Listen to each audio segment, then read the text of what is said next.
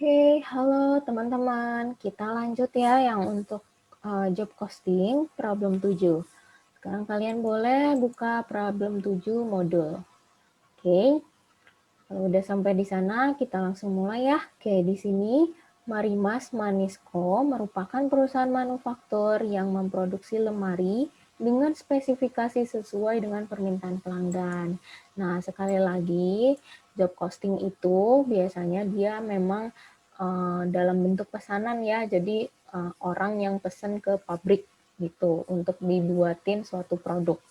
Itu ya. Jadi makanya berdasarkan permintaan pelanggan. Oke. Nah, pada pertengahan tahun terdapat pesanan berupa 30 lemari dari Mr. Amoy. Nah, 30 lemari ini berarti merupakan pesanan yang akan kita kerjakan. Ya kan, teman-teman? Oke, dicatat sebagai order nomor 264. Oke, ini cuma nomor order aja ya, jadi jangan bingung, ini cuma nomor order aja untuk 30 lemari ini. Oke. Nah, harga lemari per unit itu telah disepakati senilai 18 juta. Jadi dia tuh si pabrik ini mau jual si lemari satunya harganya itu adalah 18 juta. Oke. Berikut ini adalah data-data terkumpul yang berkaitan dengan order nomor 264. Oke, ini ada 9 poin. Oke. Sebelumnya teman-teman, untuk problem 7 ada ralat ya. Kalian boleh ralat sendiri ya teman-teman, ditulis sendiri. Jadi di sini informasi nomor 9 mengenai rate manufacturing overhead diganti menjadi 6.000 per jam tenaga kerja langsung. Oke ya, jadi ada ralat ya teman-teman. Diubah sendiri di modul kalian. Untuk poin 9 nih, manufacturing overhead dialokasikan dengan rate 15.000. Nah, rate 15.000 dibilangnya diganti jadi 6.000. Oke, 6.000 per jam. Oke, per jamnya benar ya. Berarti ini cuma beda di sini aja. Oke ya, ini untuk ralatnya 6.000 per jam. Oke ya. Jam tenaga kerja langsung. Oke, udah nggak ada ralat lagi. Oke, kita di sini ada 9 poin ya berarti ya untuk informasinya. Terus di sini disuruh buat jurnal terkait job costing yang diperlukan Marimas Manis untuk produksi nomor 264 ini beserta jurnal write off. Ya, kita disuruh bikin seluruh jurnal dan juga jurnal termasuk jurnal write off MOH-nya. Oke. Tentukan juga apakah itu under apa over. Makanya kalau misalnya ada soal job costing, kalian jangan lupa kasih tahu itu under atau over allocated karena itu dapat poin teman-teman. Jadi sayang kan kalau misalnya kalian nggak kasih tahu, ya sayang aja poinnya karena cuma nulis kayak gini doang kan nggak sulit. Oke, transaksi semuanya dilakukan secara kredit. Oke. Semuanya dilakukan secara kredit, kecuali biaya lain-lain. Nanti berarti biaya lain-lainnya pakai cash ya, teman-teman. Pakai cash. Kalau yang lain secara kredit. Oke, sampai sini udah jelas ya dimintanya kayak gini. Kita baca mulai dari informasi yang pertama. Oke, seperti biasa ya teman-teman, kalau misalnya kita bikin jurnal untuk job posting, itu kita urutin dari materialsnya dulu ya. Habis itu baru labor-nya. Habis itu baru MOH-nya dan segala macam beban.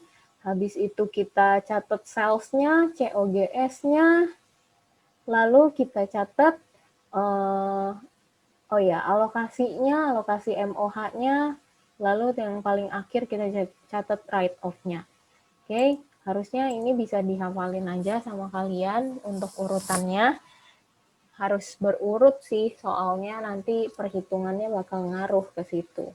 Oke, di poin 1, Marimas Manisco memproduksi lemari dengan menggunakan 3 bahan baku dasar. Oke, bahan bakunya ada papan kayu, terus ada besi, ya, sama kaca. Oke, ketiga ini merupakan bahan baku yang dapat dihitung langsung per lemari yang diproduksi. Artinya, ini adalah bahan baku langsung atau direct materials. Ya, teman-teman. Ini informasi aja, direct materials-nya itu adalah papan kayu, besi, dan kaca. Oke. Informasi nomor 2. Berikut ini adalah data rinci mengenai jumlah persediaan 3 bahan baku di gudang. Nah, dihitung tepat sebelum order nomor 264 diproduksi. Sebelumnya ini di-highlight ya, teman-teman. Nah, jadi dia masih punya bahan baku sisa gitulah ya. Dia masih punya bahan baku di gudang nih, belum kepake nih. Sebelum adanya order 30 lemari ini, sebelum adanya order 264 ini. Nah, maka dari itu, informasi nomor 2 ini merupakan apa? Karena dia sebelum order, berarti kan ini bahan baku beginning, ya kan? Ini adalah bahan baku beginning, awal, ya. Jadi dia masih punya bahan baku simpenan gitu, intinya yang mau dipakai buat memproduksi barang gitu. Nah, ini berarti informasi tentang beginning DM-nya ya, teman-teman. Kok DM? Nah, tadi kan DM itu adalah papan kayu, besi, dan kaca. Ya, yang info nomor 1 dikasih tahu itu adalah yang dapat dihitung langsung. Berarti itu direct material. Berarti ini beginning direct material. Nah, kita bisa lihat nih, di sini udah sama ya satuannya ya, aman. Nggak ada yang beda kan? Nah, karena dia udah sama satuannya, berarti udah gak terlalu sulit nih teman-teman, tinggal kaliin aja nanti. Oke. Jadi kita langsung ke perhitungan ya, langsung ke jurnal. Oke. Ini beginning. Beginning kan berarti nanti kita ada hitung-hitungannya. Oke, kita baca poin 3 dulu deh ya. Poin 3 ini papan kayu, besi, dan kaca yang tersedia dalam gudang tidak mencukupi untuk memproduksi order nomor 264 ini. Ya, jadi barang-barang bahan-bahan ini nih yang ada di beginning, yang ada di gudang, itu nggak cukup. Jadi, sehingga Marimas Manisko memutuskan untuk membeli tambahan. Oke, berarti dia ada purchase ya kan? Dia ada purchase materials, masing-masing berjumlah 352, oke, 630 dan 55. Oke, ini masing-masing item. Oke, sayangnya harga papan kayu itu udah naik. Berarti nanti harganya udah berubah ya dari yang ini. Tadi kan ini harga belinya 330.000. Berarti nanti pas kita purchase yang untuk yang kedua kalinya, dia tuh harganya naik 20% gitu. Dari harga beli sebelumnya. Oke. Nah, setelah selesai diproduksi, setelah order 264 selesai diproduksi, ya, tersisa 7 meter kubik papan kayu, 52 kilo besi, sama 2 meter kuadrat kaca. Metode dinyatakan FIFO. Oke, mungkin kalian masih bingung ya baca kayak gini ya, ribet soalnya. Oke, aku akan masuk ke perhitungan aja ya teman-teman. Karena di informasi 1-3 ini adalah mengenai direct materials, maka dari itu aku akan bantu kalian untuk hitung direct materials dulu. Ya, nih, jadi teman-teman, kita kan kalau misalnya jurnal nih, kita butuh informasi purchase DM. Purchase materials-nya dong, ya kan? Kita butuh informasi purchase materials, baik itu DM maupun IDM. Dan juga kita butuh nih pemakaian materials-nya, karena kita mau jual pemakaian, sorry, kita mau jurnal pemakaian materials-nya. Berarti kita butuh informasi material yang use. Berarti baik itu DM use dan IDM use ya. Berarti di sini kita hitung-hitung aja dulu karena ini udah diketahui ya informasi 1 sampai 3 itu tentang direct material, makanya di sini aku mau kasih tahu kalian tentang perhitungannya. Oke, masih ingat teman-teman perhitungan direct material? Semoga masih ya. Nih, perhitungan direct material, ini aku merahin aja deh. Nah, direct material, yang pertama, cara hitung direct material use, gimana teman-teman? Beginning, ditambah sama purchase, dikurangin ending materials. Oke, ya, ketemu material use atau direct material use ya, yang ini direct material. Oke, nah, beginning materials ketahuan gak nih? Ketahuan ya, informasi nomor 2. Oke, tadi kita udah sebutin ya, ada papan kayu, besi, sama kaca. Untuk mempermudah kalian, aku bikin kayak gini deh. Papan kayu, besi, sama kaca gitu. Ya. Nah, beginning materials untuk si papan kayu berapa? 15 meter kubik dikali sama 330.000 per meter kubik ya. Oke, dapat segini ya teman-teman ya. Oke, kalau udah yang besi berapa? Beginningnya 22 kilo dikali 35.000. Oke, ya. Yang ini 7 dikali 220. Sama dengan 7 dikali 220. Oke, segini. Kalau di total sama dengan segini ya, teman-teman. Ini udah ada perhitungannya sebenarnya, tapi aku mau tunjukin ke kalian kalau yang ini. Kalau yang satu persatu gimana. Tapi kalau misalnya mau di total gini juga sama ya. Ya, sama ya. Ini di total aja. Oke, selanjutnya kita punya direct material purchase gak? Punya ya, kita punya direct material purchase yang udah aku ijoin ini. Oke, nah masing-masing jumlahnya 352 meter kubik, 630 kilo untuk yang besi, dan yang kaca itu 55.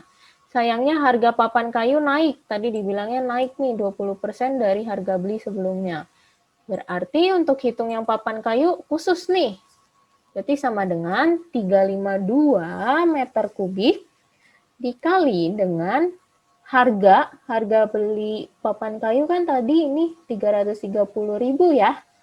330.000 karena dia harganya itu naik 20%, makanya kita kaliin sama 120% supaya dia naik. Jadi harganya di atas jadi harganya naik 20% gitu. Oke, jadi begini ya perhitungannya untuk yang papan kayu. Oke, untuk yang besi harganya nggak ada keterangan, tetap sama ya, berarti harganya 630 dikaliin sama 35.000. 630 dikaliin sama 35.000. Oke, dapat segini ya teman-teman. 630 kali 35.000. Oke, selanjutnya kita akan catat yang kaca. Kaca itu ada 55 nih dari sini ya. Terus dikaliin sama 220.000. 220. Oke, udah semua berarti kita bisa total. Oke, benar gak teman-teman? Segini harganya. Kalian udah ketemu? Oke ya, lanjut ya. Untuk yang ending materials sekarang. Ending materials nih diketahuinya tersisa 7 meter kubik papan kayu, 52 kilo besi, sama 2 meter kuadrat kaca. Berarti pertama nih kita hitung dulu deh 7 meter kubik ya. 7 meter dikali dengan harganya. Nah, di sini dikasih tahu metodenya FIFO nih teman-teman. Kalian ingat gak? Di akuntansi dasar kalian belajar ada FIFO, ada weighted average gitu. Nah, karena di metodenya FIFO, maka dari itu kan kita memang punya dua harga kan untuk si papan kayu. Ingat gak tadi ada harga yang 35.000 sama ada harga yang naik nih 120%. Nah, pertanyaannya, kalau dia pakai metode FIFO, kita akan pakai harga yang mana, teman-teman? Untuk ending materials. Kita pakai harga yang terakhir. Loh, kenapa Ci kok yang terakhir? Nah, untuk metode FIFO, anggapannya seperti ini ya, teman-teman. Jadi FIFO itu kan first in, first out. Nah, di mana kalau misalnya dia berhubungan sama direct materials atau materials yang digunakan, jadi FIFO itu sebagai kayak gini. Kita beli materials, lalu langsung kita keluarin pertama kali materials itu untuk dipakai di produksi. Paham ya teman-teman? Jadi sekalinya kita beli first in, dia langsung first out. Dia keluar langsung. Berarti kan yang habis itu kan yang bagian atas-atas dulu kan. Nah, yang tersisa ya yang ending. Ya yang akhir-akhir tuh yang ending. Nah, karena yang akhir itu adalah yang pembelian kedua, yaitu yang harganya naik 20%, berarti kita pakai harga yang naiknya 20%, bukan pakai harga yang 330.000 ini, gitu. Oke, sampai sini paham ya teman-teman? Oke, 330 dikali sama 120% ya. Aku langsung ya teman-teman, jadi harganya itu pakai yang harga naik. Oke, sampai sini paham ya? Kenapa pakai harga yang terakhir? Karena kita metodenya FIFO, di mana FIFO itu adalah first in, first out. Sehingga produk materials yang pertama kali keluar adalah materials yang udah lama gitu, yang di atas-atas. Sedangkan sisanya itu dipakainya ya tersisa, kalau tersisa kan berarti sisanya kan yang di akhir-akhir tuh. Makanya karena yang di akhir-akhir, jadi kita ending materialsnya itu pakai yang harga terakhir. Gitu ya teman-teman. Oke, itu penjelasan tentang FIFO, berarti ini segini ya untuk papan kayu. Oke, kita lanjut untuk yang besi. Dia ada beda harga nggak, teman-teman, untuk yang besi? Nggak ada beda harga ya, jadi ya udah aman, kita langsung aja kaliin pakai harga yang sama gitu ya. Sorry, kok 630 sih, 52 ya, 52 dikali sama 35.000. Oke, yang kaca itu 2 dikalikan sama 220.000. Oke, ini ya harganya kali 2. Oke, kalau udah kita bisa totalin. Di sini aku ada perhitungannya langsung, tapi ya udah kita coba aja ya di total. Ya, sama ya. Oke, kalau gitu kita totalin nih. Si beginning materials ditambah sama purchase dikurang ending. Kita ketemu material use. Oke, teman-teman. Sampai sini udah paham ya? Oke, kalau sudah paham, kita bisa jurnal nih yang ini. Nah, kita bisa jurnal yang purchase-nya, nih aku tandain ya. Kita bisa jurnal yang purchase, kita bisa jurnal yang material yang use. Tapi ini baru direct material. Kita harus lihat lagi, teman-teman. Di soal ini ada nggak sih indirect material? Soalnya, untuk mencatat jurnal purchase, itu kita barengin sama indirect material. Ci, kalau misalnya aku mau jurnalnya pisah, boleh nggak? Jadi aku catatnya purchase direct material dulu, habis itu aku catat lagi indirect materialnya lagi gitu. Jadi jurnalnya terpisah. Boleh ya teman-teman, boleh terpisah. Jadi kalau misalnya mau purchase DM dulu yang kalian catat, jurnal walaupun jurnalnya sama dengan purchase IDM, itu boleh terpisah. Tapi kalau mau gabung, mau praktis juga boleh. Tapi asal angkanya benar aja sih ya. Oke. Okay? Nah, kita kalau sekarang aku pengennya coba digabung deh ya. Kita coba gabung. karena biasanya emang digabung ya teman-teman. Jadi aku mau cari, ada nggak sih informasi tentang indirect materials gitu. Kita lihat ya informasi nomor 4. Selain ketiga bahan baku di atas, terdapat satu bahan penolong.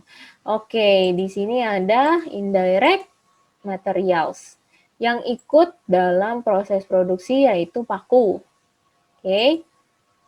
Nah, beginning inventory paku bernilai 245. Oke, di sini udah jelas sih ya, dikasih tahu langsung nominalnya. Kita nggak perlu kayak hitung-hitung kayak DM ini loh. Jadi, aku mau buat langsung ya teman-teman di sini. Indirect materials. Pertama, beginning materials-nya indirect materials itu adalah 245. Oke. Lalu, purchase-nya ada nggak nih purchase? Kita udah beli nggak? Ada nih ternyata kita ada beli paku senilai 1 juta. Berarti 1 juta. Lalu, ada nggak nih informasi ending? Nilai paku yang tersisa sebanyak 5 box, total nilainya adalah 150. Oke, udah jelas ya semuanya, 150 dikasih tahu semuanya. Oke. Nah, oke, kalau udah kita hitung material use-nya buat indirect material berapa. Sama caranya kayak tadi ya, tinggal begini material tambah purchase kurang ending materials. Oke. Ketemu segini ya teman-teman. Oke, ini aku mau tandain karena ini yang akan kita catat. Oke, sampai sini karena materialsnya udah semua nih. Kita udah kan, udah nggak ada lagi nih materials. Yang poin 5 bukan tentang materials, 6 juga bukan, 7 bukan, 8, 9 bukan. Oke, material sudah kelar, kita jurnal. Oke, jurnalnya gimana? Jurnal yang pertama kita jurnal ini loh teman-teman, purchase materials atau purchase DM dan IDM. Ya, aku gabung di sini. Kalau kalian mau pisah, purchase DM dulu, terus baru purchase IDM itu boleh. Oke. Di sini aku gabung. Oke ya. Pertama, kita jurnal purchase DM dengan jurnal material control pada accounts payable control. Oke. Karena di soal tadi kan dia bilang ya, semuanya dilakukan secara kredit, kecuali biaya lain-lain. Berarti untuk purchase DM, IDM, kita pakai kredit. Accounts payable ya, kita pakai secara kredit, bukan pakai cash. Oke. Oke, nominalnya berapa? Nominalnya tinggal totalin deh dari yang purchase kita tadi. 173 ini, 173.542 ya, ditambah dengan 1 juta. Oke, teman-teman. Jadi 174.542. Oke. Nah, udah ya, jelas ya. Oke, kalau udah jelas untuk purchase, kita pindah nih ke pemakaian materials-nya. Nah, kita pindah ke pemakaian materials atau pemakaian untuk DM dan IDM. Sekali lagi, kalau misalnya kalian mau jurnalnya kepisah, maunya pemakaian DM sendiri, pemakaian IDM sendiri, boleh ya teman-teman. Oke, nah yang pertama pemakaian DM nih. Pemakaian DM masuk mana? Kalau untuk di jurnal, ayo coba jawab. Oke, masuk ke work in process control. Oke, kalau IDM masuk mana? MOH control. Oke. Oke, untuk direct materials berapa pemakaiannya teman-teman? Yang kita hitung tadi ya, yang ini pemakaiannya. Oke, 175.770. Lalu yang MOH control kita pakai yang ini. Oke ya. Nah, terus sisanya kita total. Akunnya apa nih teman-teman? Akunnya apa? Untuk WIP dan MOH, kontrol. Akunnya karena kita pakai karena kita pakai materials kita, berarti kan materials kita udah berkurang dong, termasuk yang udah kita beli juga udah berkurang kan. Berarti materials kontrolnya di sebelah kredit. Oke? Oke ya, paham ya teman-teman sampai sini materials? Oke, kalau udah kita lanjut ya ke informasi berikutnya tentang labor.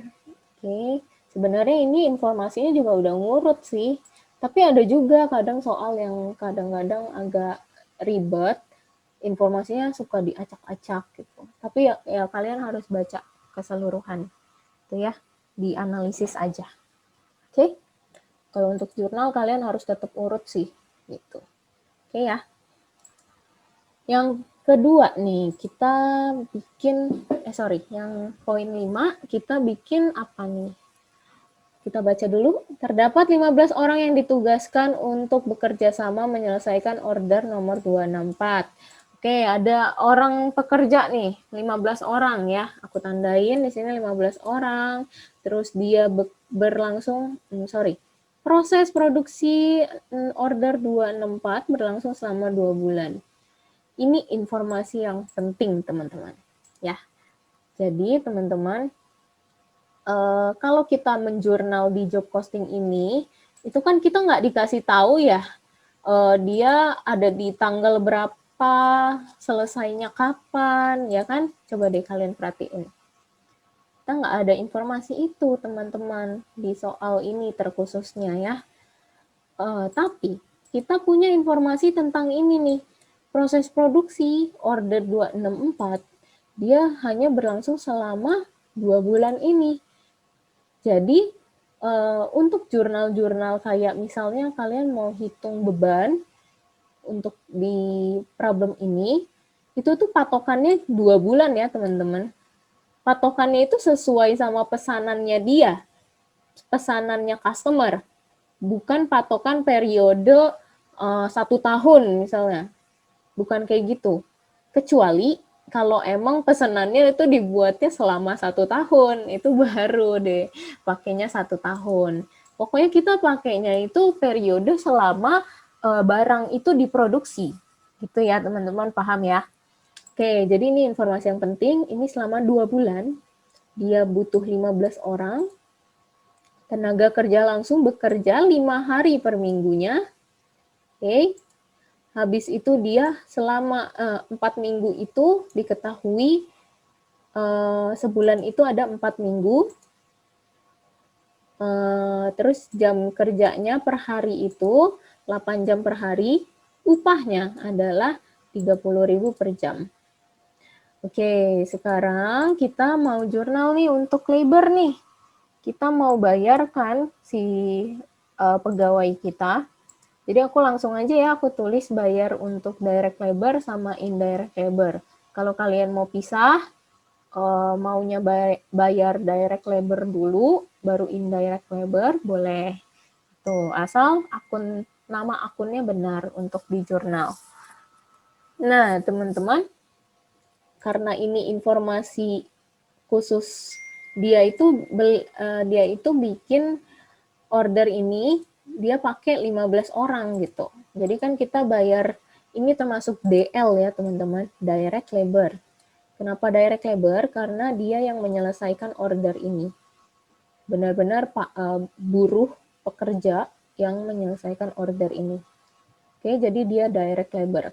Nah, untuk mencatat direct labor, masuk ke WIP control ya teman-teman. Kita masuk ke WIP control, makanya di sini aku langsung catat nih WIP control. Nah, berapa? Cara hitungnya gimana? Cara hitungnya adalah sama dengan 15 orang dikalikan dengan 2 bulan.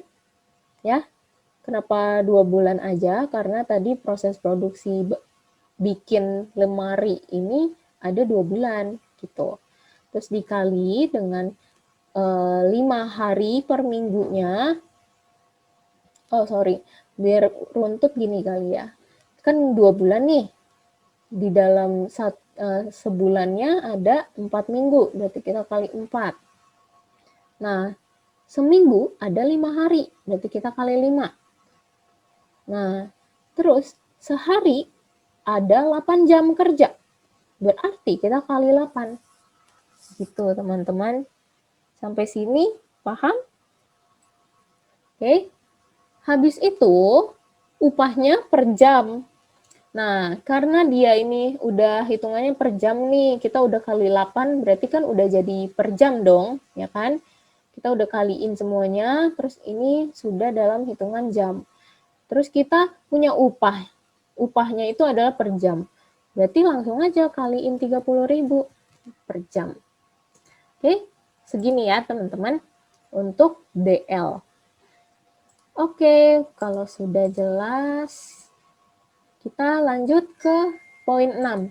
Perusahaan memiliki 9 orang karyawan, di mana 2 orang sebagai satpam pabrik dengan gaji 3,5 juta per orang per bulan, dan 4 orang sebagai staf marketing. Masing-masing menerima komisi segini ya. Oke, kan yang mau kita cari sekarang adalah indirect labor ya teman-teman. Sekali lagi, indirect labor adalah dia yang bekerja di pabrik, tapi dia nggak berkaitan langsung dengan produknya. Berarti itu adalah satpam ini. Satpam ini aja. Terus kalau yang marketing apa tuh? Marketing itu dia adalah pekerja yang kerjanya tuh di kantor, berarti kan. Nanti ini adalah informasi untuk kita bayar gaji kantor, gitu. Oke, kalau yang kuning ini, yang aku kuningin, itu indirect labor ya teman-teman. Berarti indirect labor masuk ke manufacturing overhead control juga. Oke, ya pokoknya indirect masuknya manufacturing overhead, kalau direct masuknya WIP. Oke teman-teman, berapa nih? Berarti kan ada 2 orang. Terus gaji per bulannya, per bulan per orang itu ada 3,5 juta. Terus karena ini masih per bulan, kita kaliin berapa bulan. Nah, bulan yang kita kaliin itu adalah bulan selama proses produksi aja, gitu ya teman-teman. Kalau masih bingung, Ci kenapa nggak setahun aja Ci? Kan biasa periode emang setahun. Nah, balik lagi teman-teman, ini job costing. Kita membuat pesanan untuk customer. Nah, pastikan kalau misalnya kita bikin pesanan untuk customer, kita mau hitung cost produknya nih. Nah, yang masuk di dalam cost produk itu kan hanya yang bersangkutan sama produk yang akan kita bikin kan. Nah, makanya selama proses produksi aja kita kaliinnya, nggak usah sampai setahun. Nanti kalau misalnya kamu kaliin sampai setahun, itu cost kalian bakal jadi gede banget gitu. Nah, makanya pakainya yang proses produksi aja.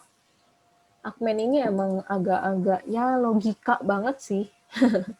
Ya, teman-teman. Jadi ikutan mikir gitu jadinya ya. Karena dia memang bukan base standar PSAK gitu, nggak kayak akuntansi dasar, tapi dia lebih ke logika, gimana ambil keputusannya. Gitu. Oke, kalau udah kita catat pakai wages payable control, karena dia tadi bilang secara kredit semua kan. Oke, kecuali untuk beban-beban tadi, beban lain-lain kita pakai cash nanti. Oke, direct indirect labor kelar. Selanjutnya kita masuk nih ke informasi berikutnya.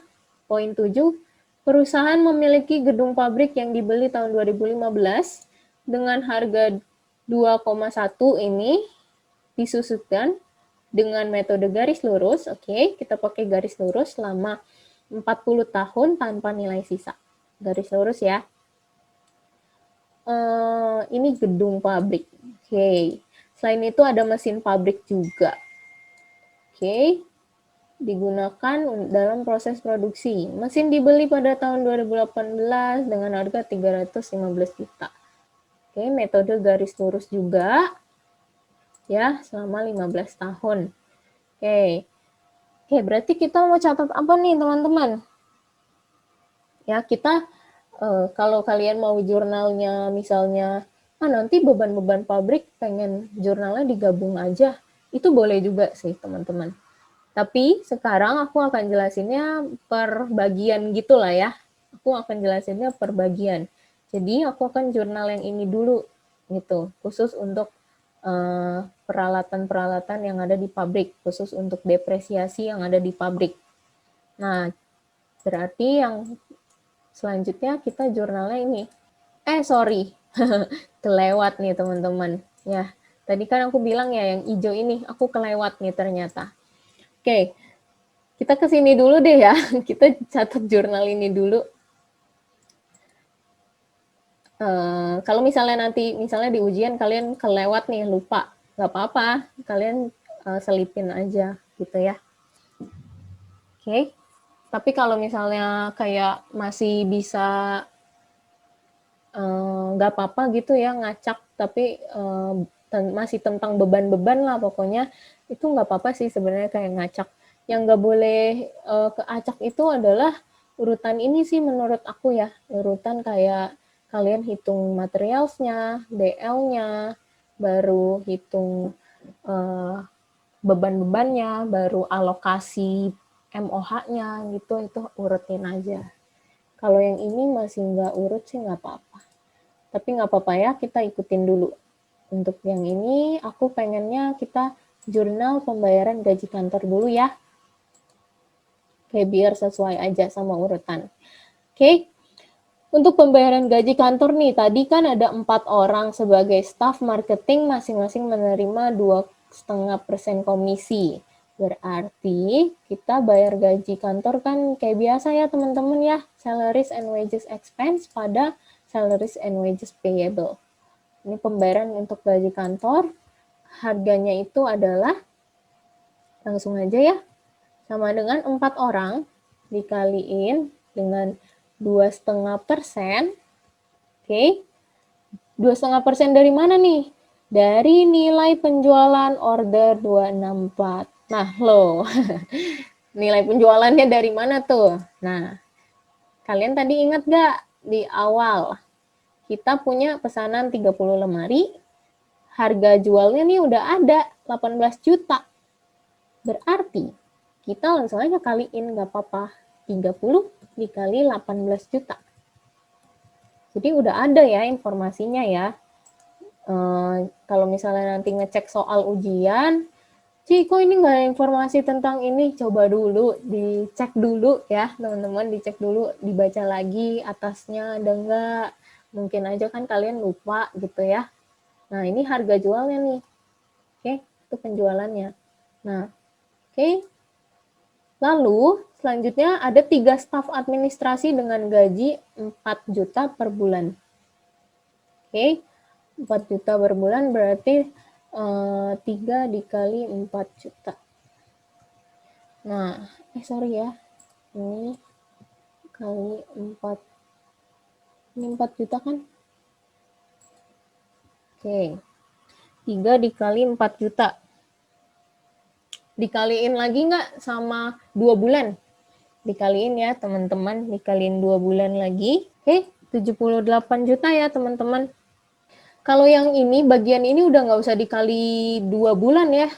Kenapa nggak usah? Karena ini tuh udah sesuai kan sama 30 lemari ini. Ya kan? Jadi nggak usah kaliin lagi. Gitu. Oke. Karena komisi itu emang sesuai sama, biasanya emang dari penjualannya sih, ya kan? Kalau kalian hitung-hitung komisi dari penjualannya. Gitu. Oke. 78 juta. Baru nih yang selanjutnya yang tadi aku bilang ya, yang kita kita mencatat ini dulu beban MOH-nya ya. Kita mencatat beban MOH yang khusus untuk bagian depresiasi-depresiasi. Oke. Nah, kita catat nih karena dia berkaitan sama pabrik, maka dia depresiasi itu masuk mana? Kalau di COGM, kalian ingat perhitungan COGM. Depresiasi pasti masuknya ke MOH, ya kan? Oke, berarti masuk di MOH kontrol. Oke. Nah, kreditnya itu kayak biasa ya teman-teman. Kalau misalnya ada akumulasi depresiasi, uh, apa namanya, alatnya adalah mesin ya mesin, kalau barangnya adalah building ya building gitu. Kita catat kayak biasa. Nah, perhitungannya, oke, perhitungannya adalah coba kita ke mesin dulu ya. Sorry, kita ke pabrik dulu deh. Maksud aku ke gedung dulu. Hitung gedung dulu, gedung pabrik. Oke, harganya kita catat.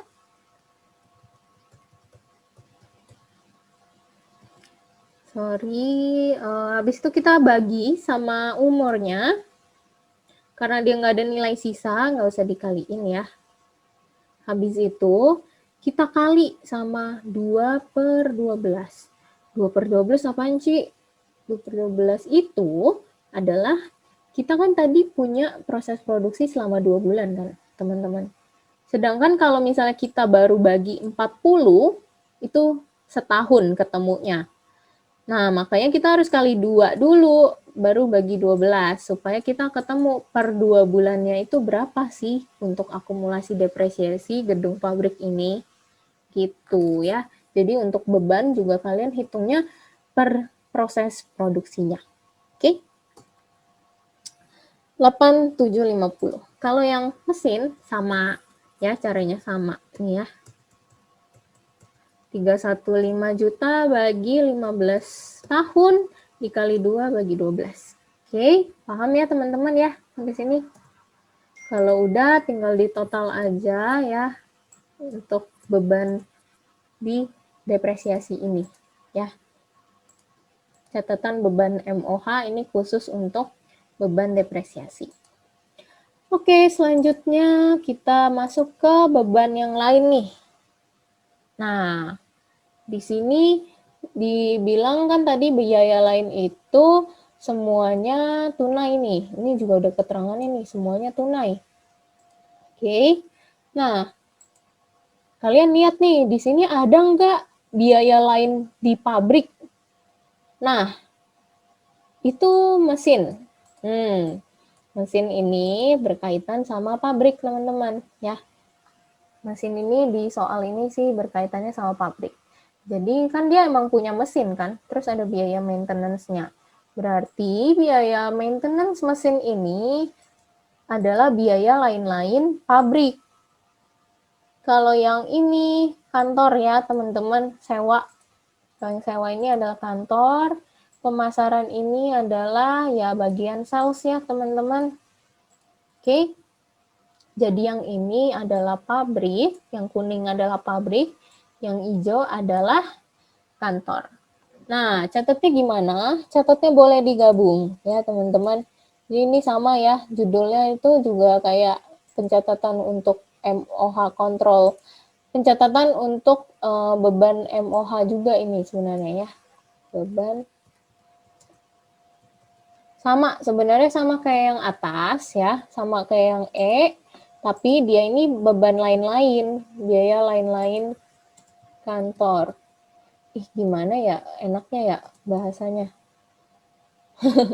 Pembayaran biaya lain kantor ini untuk pabrik dan kantor. Oke ya, teman-teman paham ya lah ya. Oke, sama ini penjudulan aja sih. Cuma keterangan aja, jadi ya udahlah ya. Nah, cara nyatetnya adalah sama kayak tadi. Kalau misalnya ada beban pabrik, berarti dia masuknya MOH. Oke? Sebesar 250.000 dikali dengan 2. Kenapa kali 2? Karena dia 250 ini adalah per bulan. Nah, sedangkan kita punya 2 bulan ya. Selama 2 bulan. Oke? Nah, selanjutnya biaya sewa gedung ya udah rent expense aja kayak biasa. Kalau misalnya catat beban kantor itu kayak biasa, kayak kalian di akuntansi dasar. Oke? Berapa? Sebesar 15 juta per bulan, tapi dikali 2. Oke, 30 juta ya. Untuk marketing kan pemasaran itu marketing ya bahasa Inggrisnya. Oke, 1.500. 1.500.000 kali 2. Oke, kalau udah kita totalin. Nah, karena dia bilang semuanya tunai, maka dari itu ini cash control. Oke. Oke ya teman-teman ya. Oke, kalau udah selanjutnya nomor 9 adalah informasi manufacturing overhead dialokasikan. Dialokasikan ya teman-teman. Jadi kita nyatet tentang pembebanan MOH allocated. Oke, kita mau mengalokasikannya sesuai apa nih? Rate-nya sesuai berapa nih? Nah, di sini dibilang rate-nya adalah 6.000 per jam tenaga kerja langsung. Ya, berarti kita hitungnya 6.000 per jam tenaga kerja langsung. Jurnalnya dulu deh. Jurnalnya adalah WIP control pada MOH allocated ya, teman-teman. Selalu begitu ya, Ci? Iya, selalu begini. Kalau untuk MOH allocated ya, jurnalnya. Nominalnya berapa? 6.000 dikali dengan jam tenaga kerja langsung. Jam tenaga kerja langsung itu tadi, di sini ya, poin nomor 5 ini tentang tenaga kerja langsung. Nah, berapa jam sih yang kita perluin kan jamnya kan, teman-teman. Nih, jam tenaga kerja langsung. Berarti kita perlu informasi tentang jam tenaga kerja langsung. Oke. Nah, hitung jam tenaga kerja langsung itu gimana? Nah, karena dia itu 2 bulan, kita kan produksinya selama 2 bulan. Berarti kayak tadi aja, 2 bulan dikaliin sebulannya ada 4 minggu. Berarti kali 4. Dikaliin seminggunya ada 5 hari. Berarti dikali 5. Habis itu, seharinya kita pakai 8 jam kerja. Berarti dikali 8 gitu. Oke. Kalau udah ketemu segini teman-teman. Oke. Masih ada yang kurang. Masih ada yang kurang ya teman-teman. Aku belum kaliin sama 15 orangnya. Oke. Jadi ada kali lagi. Kali 15 orang. Loh, kenapa harus kali 15 orang, Ci? Kan itu yang dibutuhin cuma informasi jam tenaga kerja langsung. Nah, ya harus tetap dikali dengan orangnya, 15 orangnya. Kenapa? Karena ibaratnya gini sih teman-teman, ini logikanya aja. Gimana ya? Kalau kalian, maksudnya upah itu kan juga dihitungnya dia kan per orang gitu kan. Dia kalau misalnya ada 15 orang ya kita bebanin 15-15-nya sekaligus. Nah, kalau misalnya kita bandingin nih, kita cuma hitung jamnya aja, nggak usah kaliin 15. Berarti itu ibaratnya kita cuma bebanin 1 orang dong, bukan 15 orang. Sedangkan pekerja yang kita pakai itu ada 15 orang. Nah, mungkin bisa mikirnya seperti itu ya teman-teman. Sebenarnya aku juga bingung sih jelasinnya kayak gimana. Tapi ya yang jelas kita itu kan mau ngitung cost product. Artinya ya kita benar-benar membebankan, kita benar-benar kayak menganggarkan MOH allocated ini ya benar-benar keseluruhan gitu. Jadi kalau dia ada 20 orang ya kaliin sama 20 orang karena nggak adil kalau misalnya cuma 1 orang yang dibebanin gitu. Berarti gitu mungkin ya kalau misalnya ini. Oke, kalau misalnya ada yang bisa jelasin, teman yang nggak ngerti, bisa ya teman-teman minta tolong jelasin dengan cara yang lebih mudah gitu, bantu sesama teman kalian yang belum paham. Tahu kalau misalnya masih belum paham, bisa chat aku sih. Boleh, nanti aku coba jelasin dengan kata-kata yang lebih mudah. Oke, nah 28.800. Oke ya. Segini. Oke, selanjutnya apa nih? Selanjutnya oh barangnya udah selesai diproduksi nih ceritanya. Kan kita udah nih hitung material, terus kita udah hitung labor, kita juga udah hitung nih MOH, bahkan sampai MOH yang kita alokasikan gitu. Nah, selanjutnya berarti ini kalau kalian baca tadi informasi belum selesai kita baca ya untuk yang nomor 9, tidak ada beginning, ending, work in process. Lemari diciptakan untuk order 264 sangatlah unik sehingga tidak ada barang jadi sebelumnya. Oke, informasi yang ini adalah tentang WIP ending beginning dan finish good ending beginning. Dia ngomong nggak ada ending WIP dan beginning WIP, nggak ada FG beginning dan ending juga. Oke, berarti yang ini selanjutnya ya, tadi kita hitung untuk barang yang udah selesai diproduksi. Dimana pas problem 4 juga udah aku jelasin ya teman-teman, kita kalau misalnya ngitung barang selesai diproduksi itu sama aja kayak hitung COGM. Nah, di sini berarti caranya karena barangnya udah selesai diproduksi, berarti WIP-nya berubah jadi finished good. Cara hitungnya kayak tadi. Kalau misalnya ada beginning, ending WIP, kalian tambahin. Kalau misalnya nggak ada, ya berarti cuma DM, DL, MOH. Atau kita jumlahin WIP yang udah kita jurnal sebelumnya. Ini ya, WIP ditambah WIP. Ya, ada lagi nggak? WIP. Oke, kalau kalian lihat ini DM, ini materialsnya, ini labornya, ini MOH-nya.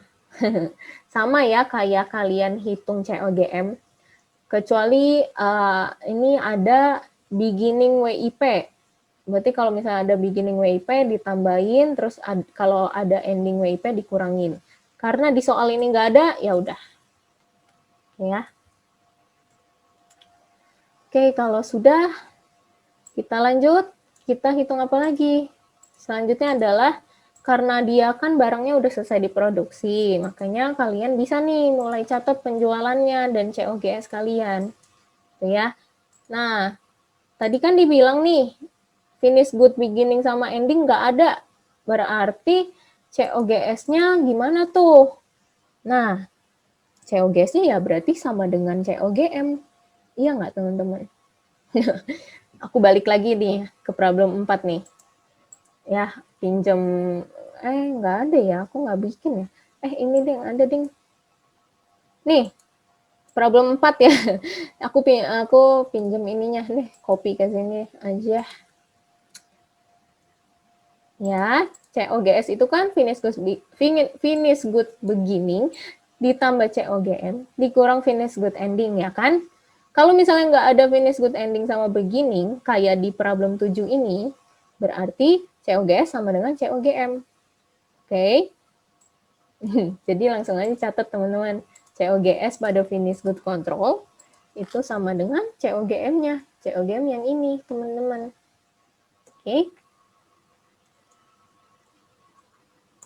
Oke ya? Selanjutnya.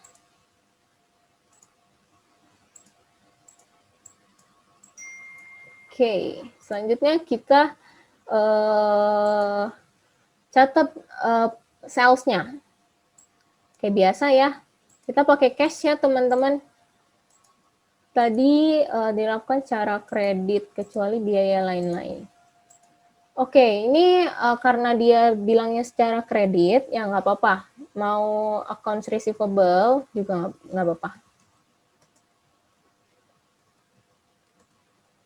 Tadi aku secara cash sih.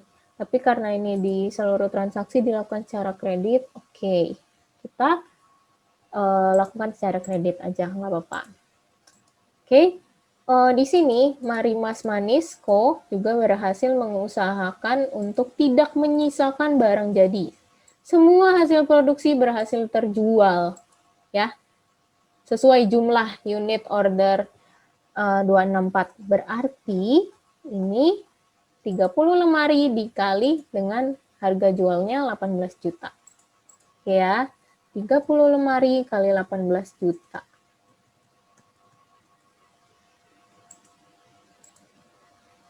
Benar gak aku?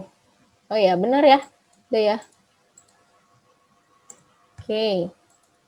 Udah ya, kita udah catat penjualan COGS, sudah kelar. Jurnal terakhir, apa nih teman-teman? Jurnal terakhir. Write off. Ya, kita mau menyesuaikan actual MOH kita lebih gede apa lebih kecil sih daripada yang udah kita alokasiin, yang udah kita anggarkan itu. Nah, kita lihat MOH allocated kita mana sih? Ini ya teman-teman. Oke, aku tandain. Terus MOH yang benar-benar terjadi itu yang mana aja sih? Nih ya, aku dari atas aku tandain dulu ya. Nih MOH kontrol. Oke, aku biruin deh. Terus juga MOH kontrol nih. Berarti ini yang udah benar-benar terjadi nih. Terus yang ini. Terus yang ini. Banyak ya. Oke, udah nggak ada ya. Ada 4. Oke. Berarti kita lawanin tuh akun-akunnya. Manufacturing overhead allocated ditaruh di sebelah debit. Oke. Totalnya ya sama kayak ini. Oke. Lalu manufacturing overhead control ditaruh di sebelah kredit, dilawanin. Ya, kita jumlah nih. Yang poin B ditambah yang poin C ditambah yang poin poin E tambah yang poin F. Oke. Segini. Gedean mana teman-teman? Allocated atau yang actual kalian? Yang allocated ya. Berarti COGS kita taruh di sebelah kredit. Sebesar selisihnya. Oke teman-teman. 955 ya teman-teman. Nah kalau kayak gini namanya apa? Namanya adalah over allocated. Karena dia lebih besar nih, yang kita alokasikan lebih besar dari yang benar-benar terjadi. Oke, maka dari itu kita bisa tulis over allocated ya. Karena dia MOH control tadi nggak kelihatan ya. Karena dia MOH control itu lebih kecil dibandingkan dengan MOH allocated, makanya dia over allocated. Oke, sampai sini aja teman-teman. Kalau ada yang mau nanya di chat, di Teams, reply aja, di komen atau gimana, terserah sih mau nanya. Ya, semoga jelas dan bisa membantu kalian untuk belajar. Oke, sampai ketemu lagi teman-teman.